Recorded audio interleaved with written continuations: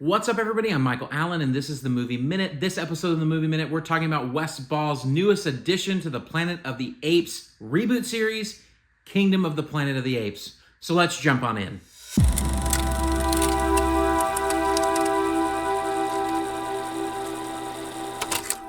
I went into this film fairly excited because I actually just rewatched the reboot series Rise, Dawn, and War for the Planet of the Apes, and I was pleasantly surprised at how solid all of those movies were. Dawn being probably my favorite, surprisingly, of the group.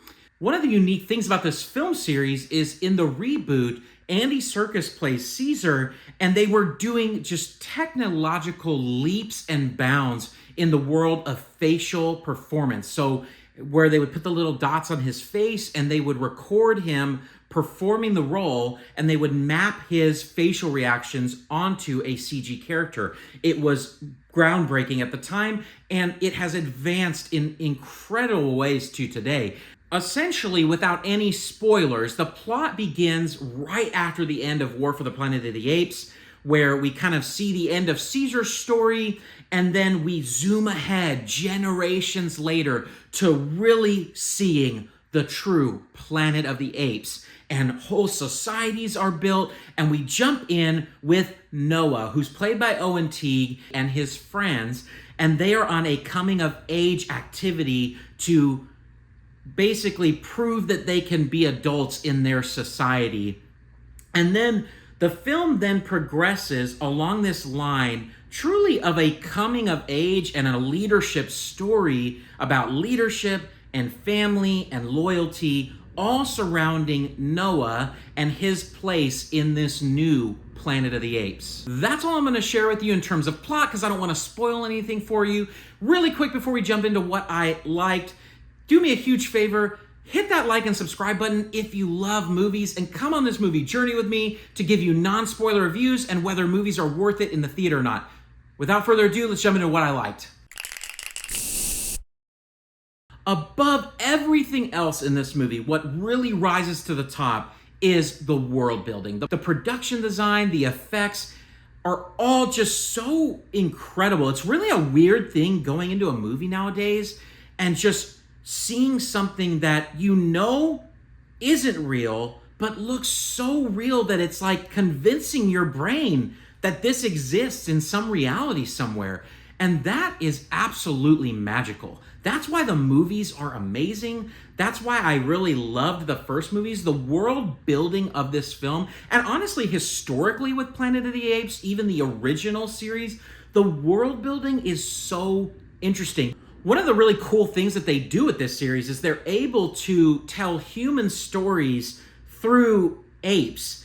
And it's interesting because it allows you to do really unique social and communal commentary on our society today. And so it's just a unique perspective that I appreciate, and they do it through this new world of adventure and reality and alternate reality that I really enjoy in films. I really loved the performances in this. Owen Teague was really, really good. All the voice acting was really solid as well.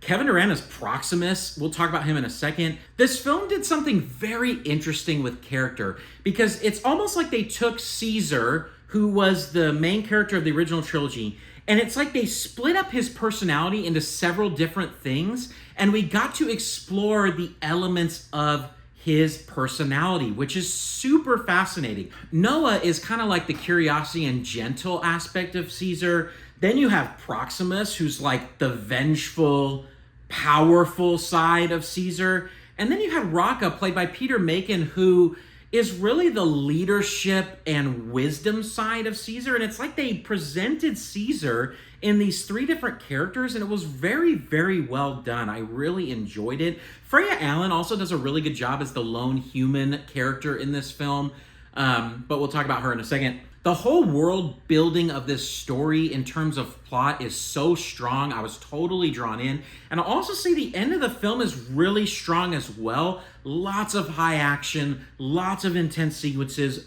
amazingly animated, a lot of great effects. All of the CG stuff that's going on is really, really solid. So let's jump in and talk about a few of the things that I didn't like.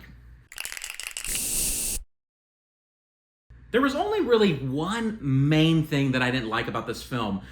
Act 2, the middle of the film and the bulk of the film was so long. The beginning of the movie, you're really drawn in, it's super high energy, and then Act 2 comes and it's like, ooh.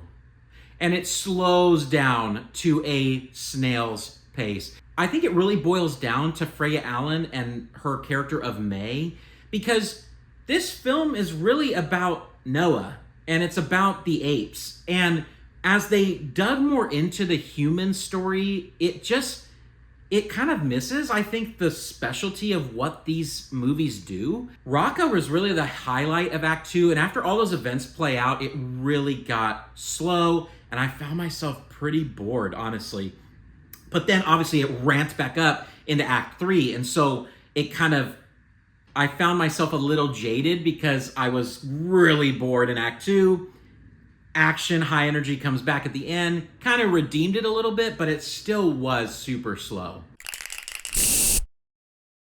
From an entertainment standpoint, I was very entertained at times. Beginning and end, very strong. Middle, very slow. And so that slow really did take it down. I give it a 7 for entertainment. I did enjoy it immensely.